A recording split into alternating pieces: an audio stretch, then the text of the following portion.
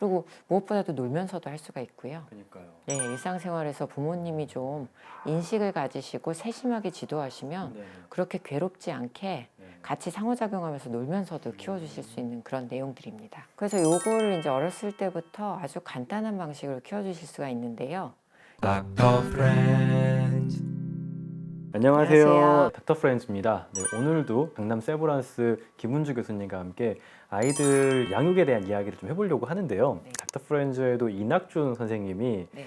아이가 둘이 지금 초등학교 3학년, 이번에 1학년이 아, 돼요. 신경이 많이 쓰이는 시기죠. 네. 느껴집니다. 네. 화이팅 박연진! 아마 정말 많은 부모님들이 우리 아이가 좀 주의 집중력이 좀 낮은 것 같다. 이런 것 때문에 굉장히 또 고민도 많고. 그래서 저희 뭐 병원 위치가 워낙 학군 지역에 위치하고 그러니까요. 선행학습이 빠르다 보니까 네네. 사실은 정상 주의력을 가진 애들도 선행학습 들어가면 잘 못 알아듣잖아요. 네. 그러니까 멍 때리는 듯이 보이고 이럴 수가 있는데 그러면 또 학원 선생님이 아이가 멍 때리고 집중을 못한다. 그러면 또 이쪽 동네 어머님들은 바로 주의력 검사하러 심리센터나 병원을 방문을 하십니다. 그래서 뭐 주의력 문제 상담하시는 경우 굉장히 많고, 근데 이제 이 주의력이 떨어지는 거는 사실은 정상 발달에서 연령대에 따라서 집중력을 발휘할 수 있는 능력이 굉장히 다릅니다. 그리고 어머님들 절대 남자애랑 여자애는 비교하지 마세요. 여자아이들이 그 전두엽 기능 발달이 남자아이들보다 평균이 2년 정도 빠르기 때문에 여자애랑 남자애를 비교하셔서 남자아이가 산만하다고 생각하셔서 자꾸 이렇게 ADHD 아닌지 문의를 하시는데 남자아이들이 좀 과잉 행동도 많고 정상적으로도 그런 나이입니다. 발달학적으로 뇌에서 집중력을 담당하는 그 시스템이 있거든요. ADHD라는 병은 이게 여러 가지 원인에 의해서 그 발달이 또래보다 2년에서 3년 정도 늦어지는 병이에요. 그래서 이런 경우는 뭐 약물 치료도 하고 여러 가지 치료 기법을 동원을 해야 되지만 아마 이제 우창훈 선생님 물으시는 거는 그냥 일반적으로 주의력을 올리는 그런 방법을 말씀을 하시는 거죠. 그래서 주의력이라는 거는 사실은 뭐 그 정의 자체를 보면 본인이 집중해야 되는 거를 좀 선택을 해서 필요한 정보에는 자기 주의를 하고 불필요한 정보는 좀 거르는 그런 능력인데요.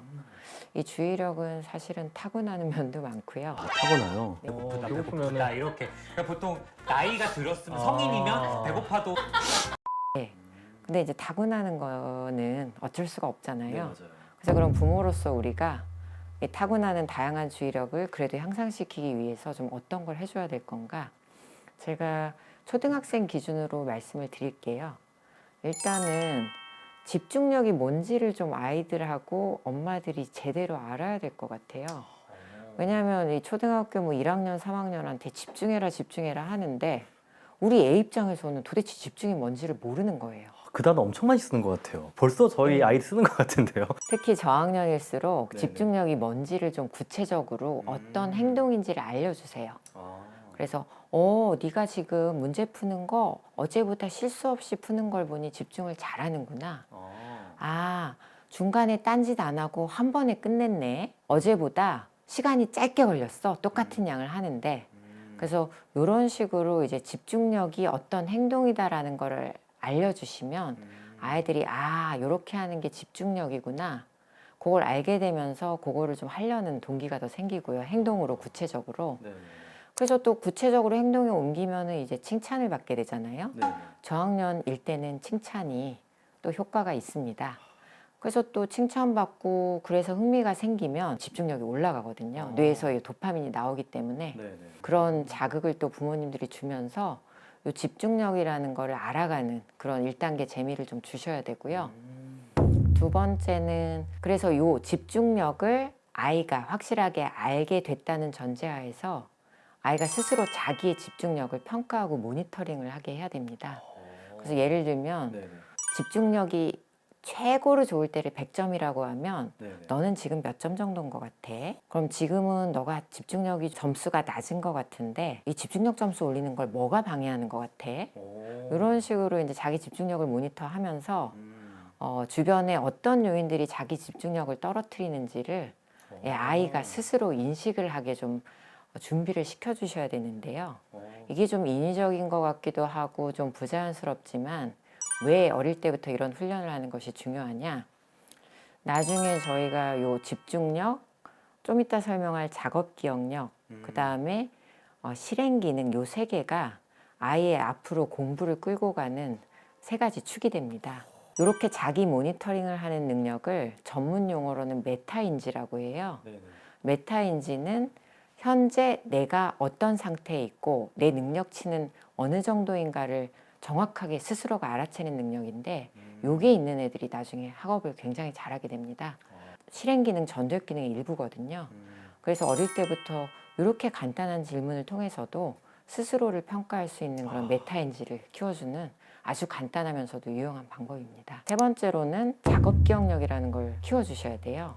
근데 이 작업 기억력이 뭐냐면 제가 예를 들어서 우창윤 선생님 전화번호를 제가 여쭤보면 010 뭐뭐뭐의 뭐뭐뭐라고 얘기를 하실 거 아니에요.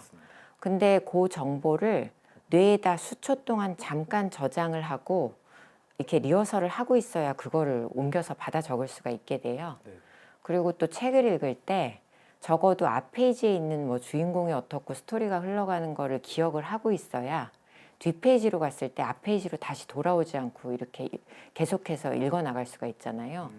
이렇게 수초에서 수분에 걸쳐서 정보를 기억하고 다루는 능력을 작업 기억력이라고 하는데 이게 생각보다 학습이나 나중에 보면은 전두엽 발달에 굉장히 중요하다는 것이 많이 알려져 있어요. 그래서 요거를 이제 어렸을 때부터 아주 간단한 방식으로 키워주실 수가 있는데요. 예를 들어 아이한테 읽은 책이라든가 그날 유치원에서 있었던 일을 그냥 요약해서 이야기를 하게 하세요. 그러면 그날 있었던 일을 이렇게 돌아보면서 혹은 읽었던 책을 돌아보면서 정보를 한번 불러오고 그걸 머릿속에서 활용해가지고 이렇게 얘기를 하게 되고요.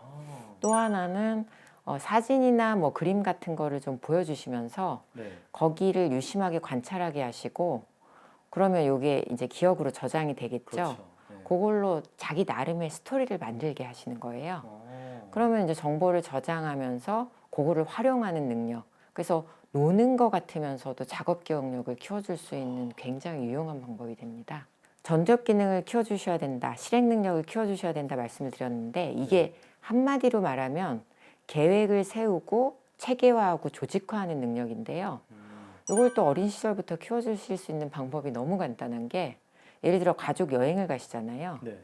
엄마 아빠가 그냥 혼자서 다 알아서 계획 세우시지 말고 아이랑 같이 어떤 동선으로 가야 가장 시간이 적게 움직이는 건지 아니면 어떤 곳을 방문할지 동선이라든가 시간 계획을 짜주시면 이게 계획하고 체계화하고 조직화하는 훈련이 되고요.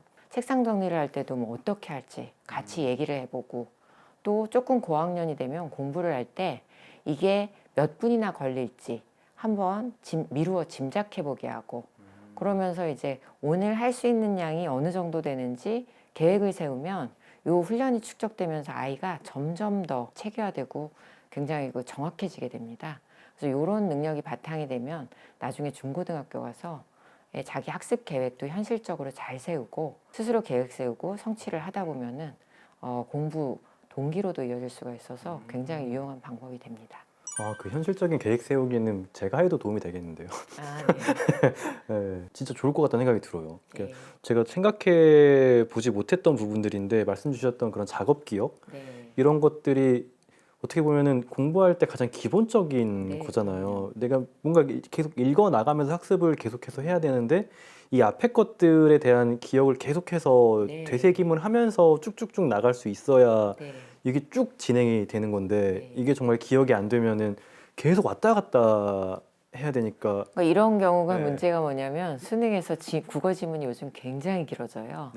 그리고 시간 압박이 크거든요. 맞아요. 근데 이제 요즘 아이들이 디지털 미디어 너무 익숙해져서 또 짧은 글 짧게 읽고 쓰면서 잘하거든요. 그래서 이 작업 기억력이 의외로 떨어지는 경우가 많아서 그걸 키워주시는 게 나중 학업을 위해서도 굉장히 중요합니다. 굉장히 중요한 것들이어서 이걸 보는 뭐 여러 초등학교 부모님이라든지 그리고 제 아이에게도 해보면 좋겠다는 생각이 드네요. 그러니까 실행 기능을 좀 설명을 드리자면 이게 사실은 우리 아이가 나중에 갖췄으면 하는 모든 덕목이 실행 기능에 있어요. 계획을 스스로 세우고 또 만족 지원 능력이 있어서 지금 당장 하고 싶은 일이 있어도 미래의 목표를 위해서 일시적으로 하고 싶은 그 충동을 참는 거, 그 다음에 또 조직화하고 또 융통성을 발휘하고, 그 다음에 본인 스스로에 대해서 객관적으로 알고, 아까 말한 메타인지 있죠. 이 전체를 이제 실행 기능 혹은 전두엽 기능이라고 부르는데, 사실은 이거는 뭐 유전적으로 타고 태어난 면도 있고요. 사실은 청소년기가 돼야 발달을 하는데, 초등학생 시기까지는 이게 잘 발달을 하기 위한 기초를 좀 놓아주는 시기인데요. 주의력 훈련이나 작업기억 훈련이 이런 기능을 키워주는데 굉장히 도움이 됩니다. 그리고 무엇보다도 놀면서도 할 수가 있고요. 그러니까요. 네, 일상생활에서 부모님이 좀 인식을 가지시고 세심하게 지도하시면 네. 그렇게 괴롭지 않게 같이 상호작용하면서 놀면서도 키워주실 수 있는 그런 내용들입니다. 어쨌든 아이에게 제가 할 수 있는 가장 좋은 그런 환경을 만들어주고 싶으니까요. 오늘도 이렇게 정말 유용하고 도움이 되는 말씀 정말 감사하고요. 공부하는 애, 성장하는 마음이란 책을 대한소아청소년정신의학회에서 이렇게 네. 기획하셔서 이렇게 써주셨는데 이런 많은 이야기들을 좀 다 담고 있는 책이라는 그럼요. 생각이 들어서요. 네. 사실 이거 목차 보더니 해리 저희 와이프가 너무 읽고 싶어 하더라고요. 아, 네네.